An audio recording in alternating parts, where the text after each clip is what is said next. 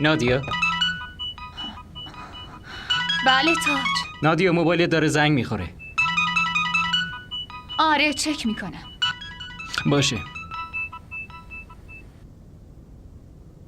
الو.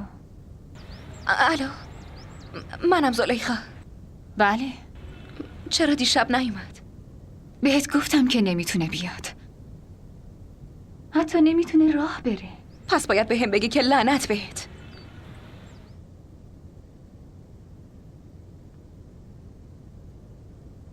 خب چی گفت؟ هیچی، انگار به هم لعنت فرستاد. معنیش چیه؟